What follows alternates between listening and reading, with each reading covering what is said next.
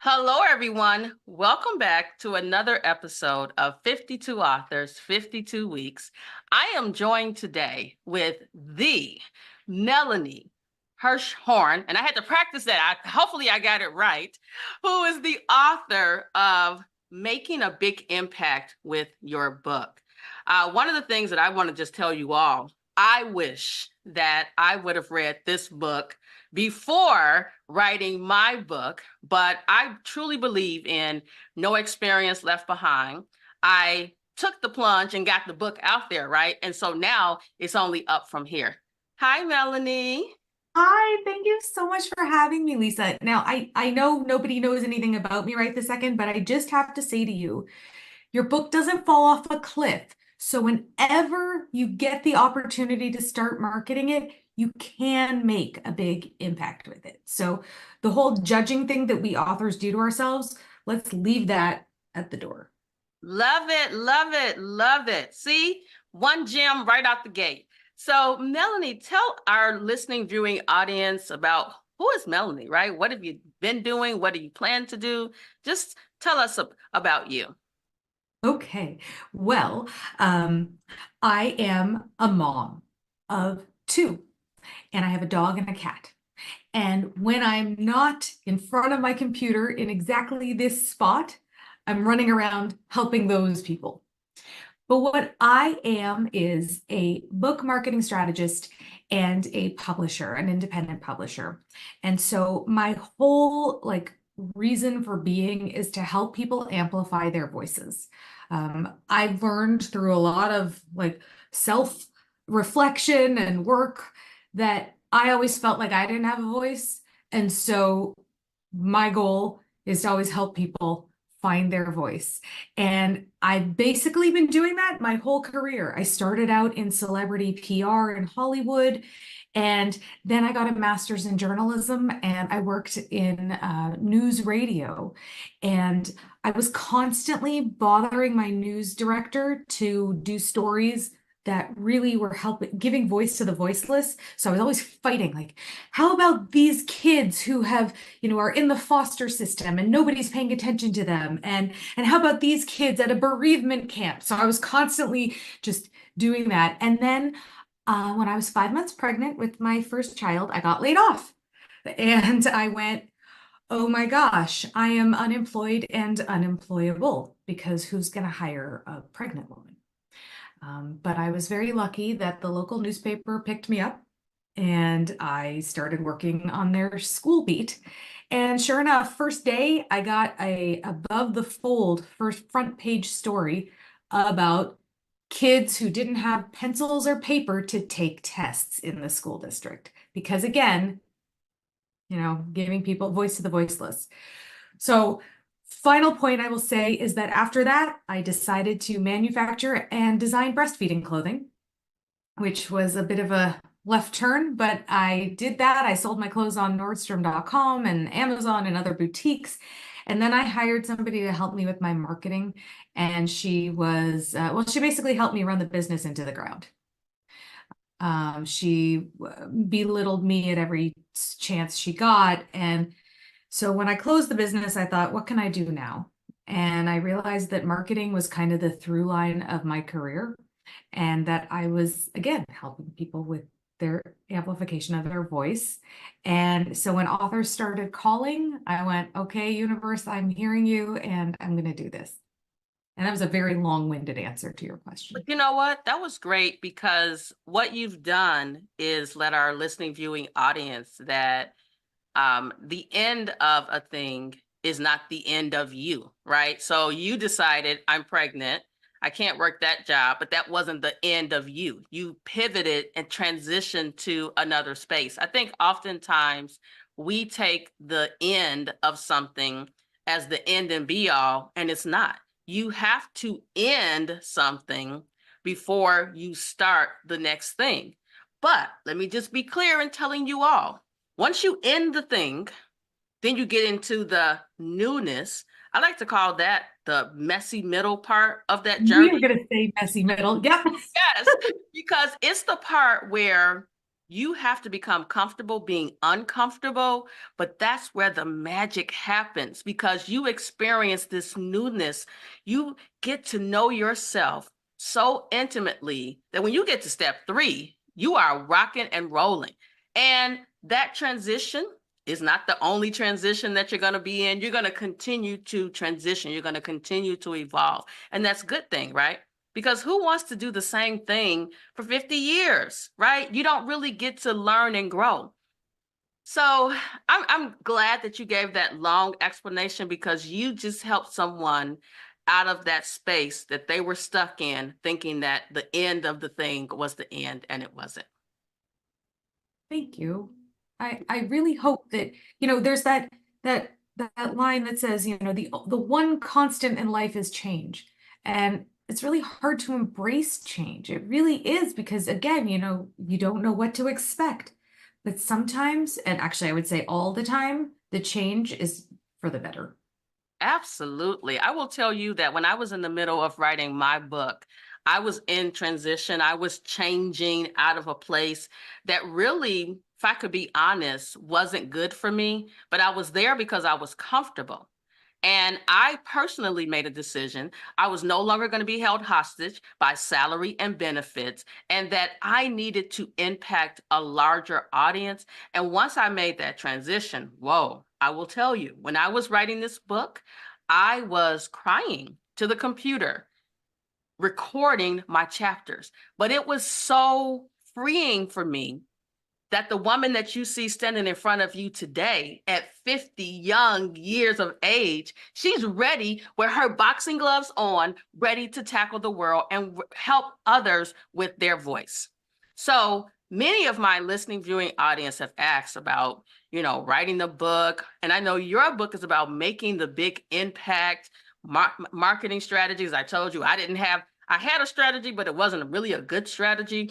Well, I wouldn't say it wasn't a good strategy. It just wasn't what I thought it would be. But I've learned and have grown in the process. And so the next book and everything else I do afterwards, I have all these tools in my tool belt that I'll be able to execute. Exactly.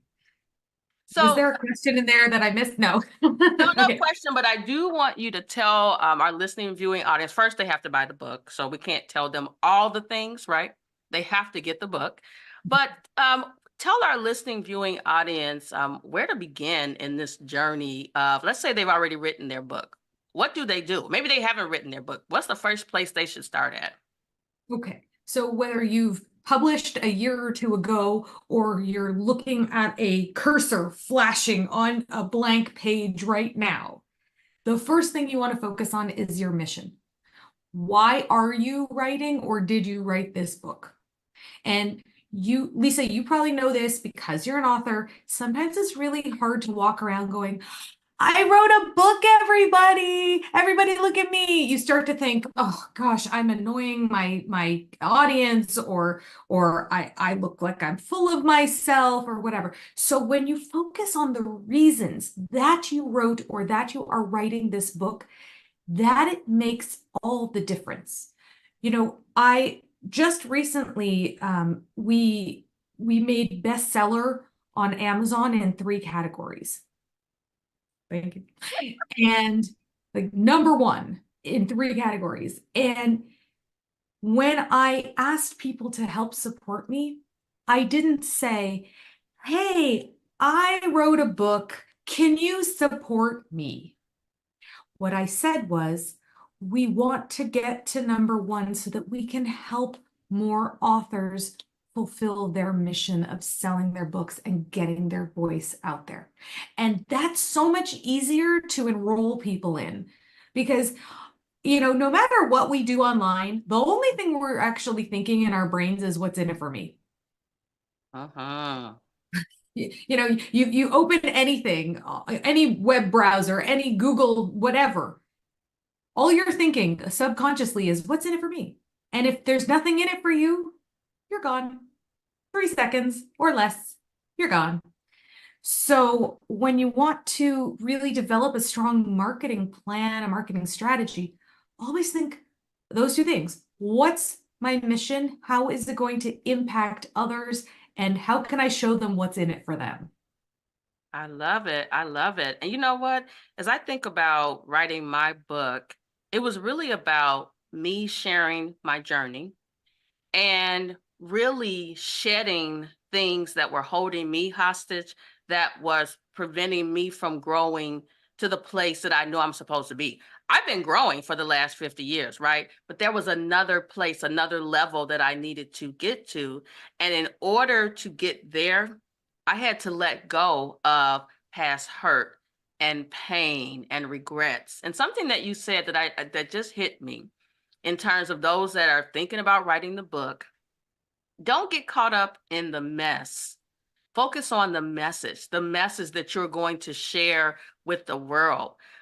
Those of us that live to tell our story, there's a reason that we live to tell our story, right? So that we can make an impact on others. Goosebumps. We're on the I other just got side goosebumps of it, from that. Yeah. right? But some people don't make it. And if you can tell your story and impact others, you've done what you're supposed to do. And you're right. It's not about us. It's about the reader who's going to open the page up and really feel some of the emotions that we felt when we were capturing the words on paper. I know my last chapter of my book, I wrote in Jamaica, and I cried the entire time that I was, and I'm going to say writing, but really I was I was speaking to the computer two ways. Number one, I was just doing like a video without my camera on and just talking. Other ways, I just opened up Microsoft Word and started typing. But I was speaking and crying, sitting on the beach of Jamaica. And afterwards, I got dressed to go to an event, and there was this glow that was over my face that was very visible. And as I started walking into the room with others, they were like, wow, you look different than you did earlier that day. And I didn't have a strategy for the chapter. I just spoke the words, and then the title came at the end. So I focused on the message and not the mess. And that's what got me to the end of it. What a beautiful experience that you had. It was cathartic. And if you think about kind of like the juxtaposition of it, like you're sitting in like what I think is one of the most beautiful places on the planet, sobbing, right? I mean, you wouldn't think to be crying on a beach in Jamaica, and then you come and you've shed it all and you're glowing and you're letting go. I think that so often we hold on so tight to things that we get like nail imprints in our palms because we're holding on so tight. And when you say, wait, why am I holding on so tightly to this belief? Why? And then you can let go of it. You up level your humanity, yourself as a human, really. Oh, I love that. I love that. I am so enjoying this conversation. So I got a question for you. In your Sure. book, you made this statement: no one is born knowing how to market their book. Why, Amen. why was it important for you to make that statement? Because I think many of us think, well, I wrote the book, so clearly I can market the book. So I'm a marketer, right? Like you would call me somebody who does marketing all the time. I need guidance. So often it's really hard to see the label when you're inside the bottle. And people, but then we beat ourselves up. I wrote this book. Why don't I know how to get people to read it? But it's like that analogy of birthing a book. If you give birth to a child, whether you're a man or a woman, you can envision this. You don't need to have kids for this analogy. So you give birth to the book, right? But you don't just drop it off on the side of the road and hope it raises itself. It takes a village to raise a child. It takes a village to raise a book. So being an author can be such a lonely experience. So doing it alone, you're not going to get as far as when you understand what's involved from those who have gone before you and done it successfully. But I put that line in there because it's so important for people to stop blaming themselves and shaming themselves. Well, I should know how to do this. Well, guess what? You're an expert in your thing. You can't be an expert in everything. Oh my gosh. Let me tell you, I'm getting emotional right now because, and we don't like, I don't send you questions in advance. We hop on, we have this authentic conversation. So I'm going to share with you. This is how the universe, we know the universe, the stars are in alignment. My first and only biological daughter that I gave birth to was via a C-section. So I never got to experience what it was like to go into the delivery process, right? The pushing, right? The dilation of the centimeters. But the journey that I'm on now as the growth motivator, I have a village. And in this village, for me, even releasing the book, I had several midwives who were at my side who kept saying, push, push, push. And when I birthed this book, I birthed and actually closed the door on a lot of things. And so that village, that community is so important. And I'm so glad you said that because it lets me know I'm at the right place at the right time with the right person, and that we are going to impact so many people. Absolutely. And as a person who also had C-sections only, um, you're still a mom and you still gave birth. But yeah, and I love that you had these doulas helping you, or midwives as you called it, helping you give birth. And now your community, your audience, those are the people that are helping you raise it. Because what's so cool about being an author or being any kind of artist, truly, you hear this a lot from singer-songwriters who say, I wrote a song, I wrote a line, and the audience interpreted it differently than I thought of it, but it's taken on a new life and it means something else. And it's the same thing with your book. You know, you can write something and it's going to impact people maybe in a different way than you meant it, but it's still having impact. And that's just such a beautiful Yes. thing. Yes, I love it. So I have to ask, we have about 12 minutes left. What's your favorite part of the book? The end? No. If it was Amen finished, to that, right? Getting to that last part, right? it's hard. I mean, gosh, it is so hard to reread and reread and reread. And then you start nitpicking everything you said. Well, should I say that? Does somebody want to hear this? I don't know. And then eventually you get to the point where you just never want to see it again. And then you get past that eventually and you're able to open it again. No, my favorite parts are the parts where I'm bearing my soul. And that's what Because I love because you left it, you put it all out there for us, right? That Melanie was a real person, that she had real feelings, real thoughts, right? And you weren't sugarcoating the information, right? You gave it to us in the raw. And that's what people need, right? We got enough of that reality TV out there. We need someone who is really experiencing things and is helping us navigate our own journeys. And as a reader myself, I generally have, I'm embarrassed to say this, please don't probably be. 10 or 15 books that are on my desk that I'm like, all right, I'm done with this one. All right. So I'm flying out every week. So I'm reading a different book, right? On my flight there, on my flight back. And as I delve into these different journeys of others, I'm like, whoa, I'm not the only one. Now I said I'm not embarrassed, but my husband's like, whoa, you got a lot of books that are coming to this door, right? Every day there are books that are arriving at our door. Maybe he's just jealous because he doesn't have books arriving at the door for him. Well, he likes to watch TV, so he's not really into the books. But I will tell you, a lot of the information that I read in books has helped me in how I interact with him, how I interact with our children and others that I'm involved with, because I've been reading, reflecting, writing, learning, growing, all the INGs, not marketing, but that's on my list. Well, this is marketing. We've talked about your book and your mission and your story. So this is marketing too. So Yes. Well, and you know what? Speaking of, in your book, you start off by saying it starts with a mission. And I think that again, I keep saying this, but a lot of us, we have a mission, but we're stuck. What are people going to think about me? They Mhm. didn't know. Like I wrote in my book that shortly after having my daughter, who is special needs, in 2024, she's 32 years old. And there was a time where I decided that I didn't want to be here. And I took 30 Tylenol. And I can't remember if I wrote this in the book, but I remember being in the back of that ambulance. I remember charcoal being put into my system to pump the Tylenol off.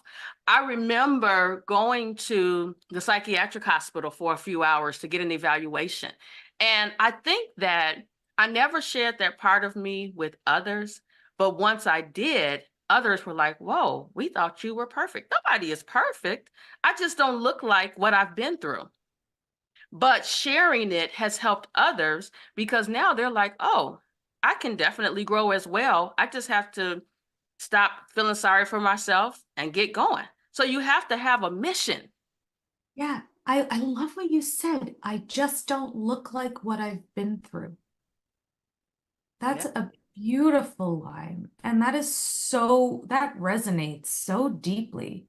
Sure, we do our hair, we have a purpley blue jacket on, we have cute earrings, we put on makeup, but what have we really been through? And your book is an amazing way to really share the truth.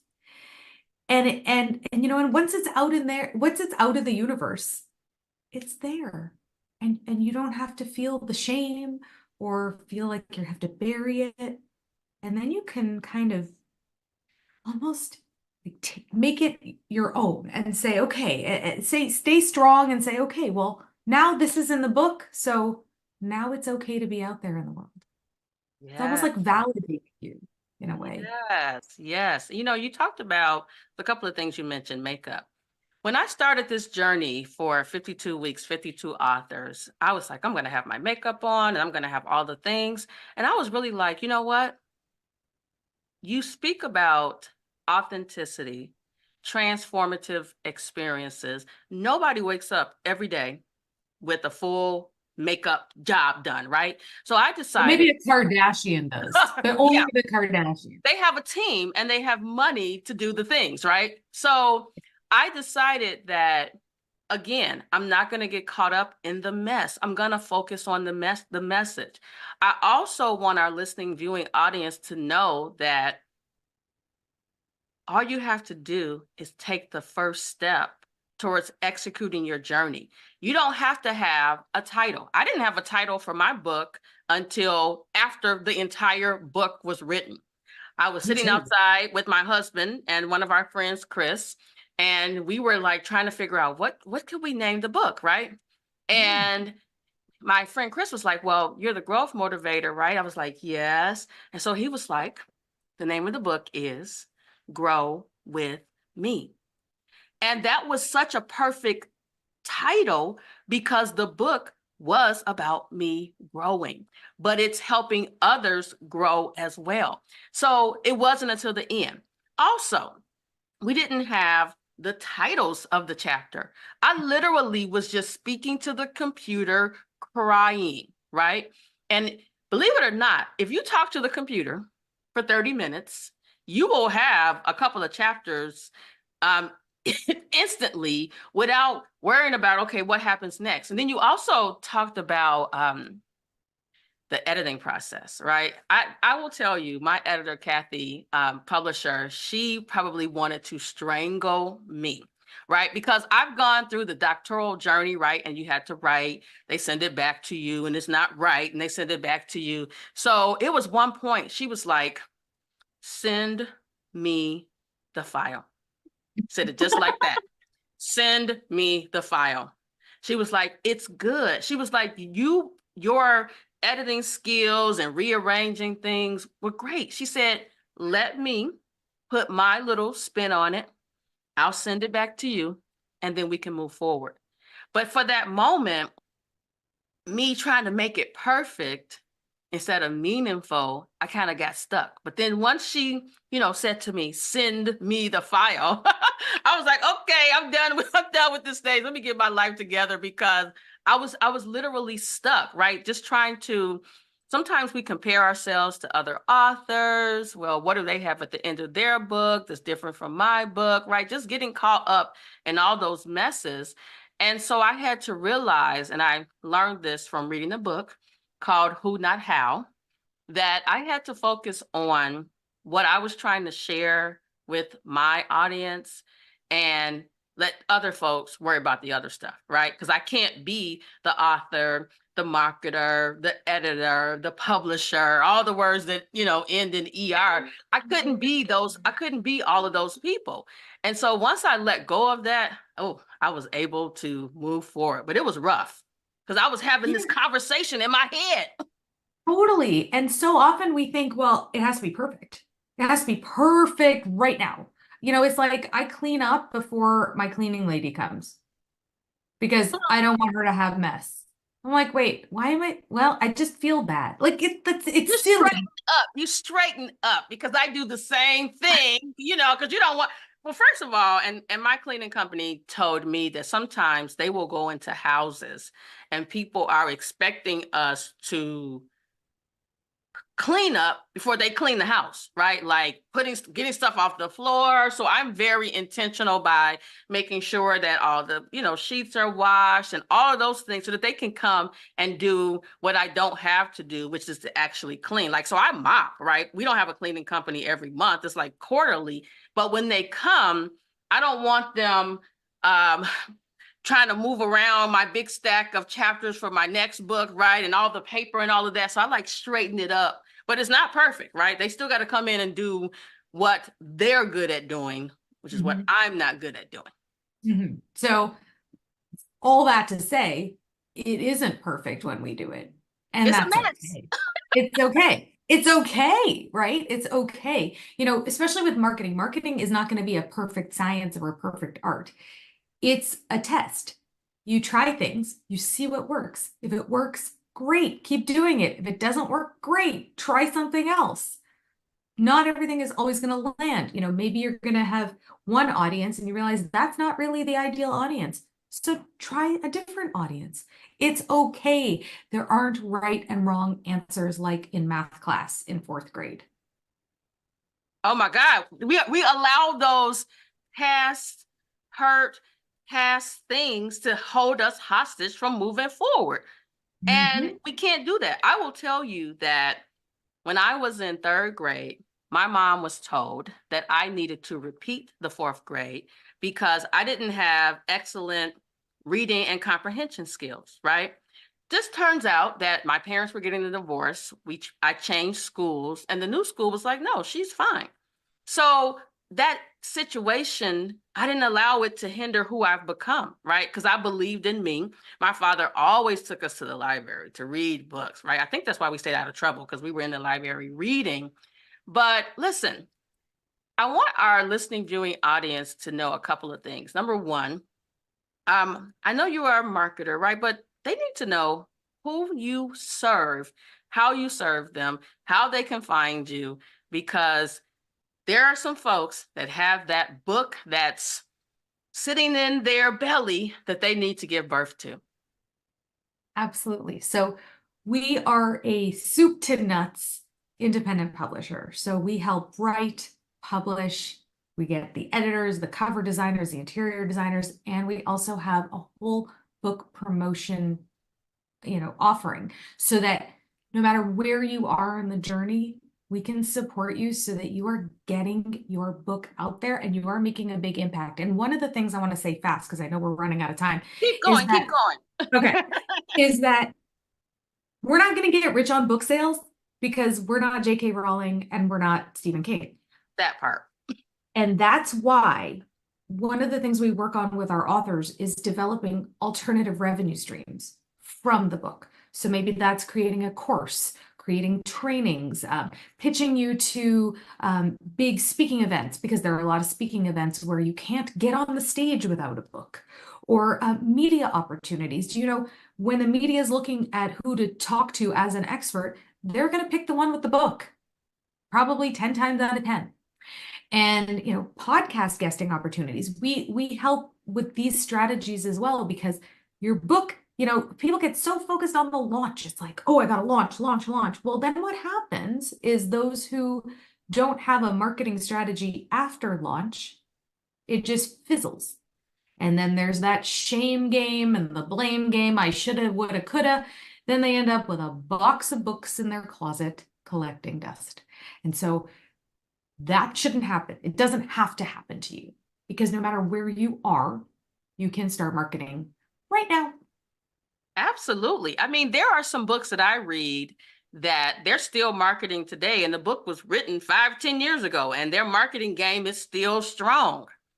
So I will tell you that as I was reading this book, I was like, okay, girl, that's how sometimes you got to talk to yourself. You need to get it together for the next part of this journey. And I'm okay with that, right? Because I am clear in my thought process of I have to continue growing, learning, transitioning so that I can get to the next place. And that's what you did with your journey, right? I mean, who would have known you were selling something in Nordstrom's, right? It was Nordstrom's, right? You were selling something in Nordstrom's, right? And there's experiences that you had with that journey who contribute to the Melanie today. No experience left behind. You took all that stuff and brought it forward.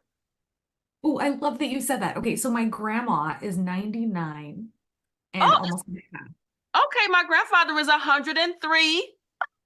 Oh my gosh, that's amazing. So unfortunately, she isn't as with it as she used to be. But when she was at her prime, up until about a year ago, she used to say, everything you do goes into the pot, and you never know when you are going to need to draw from that experience.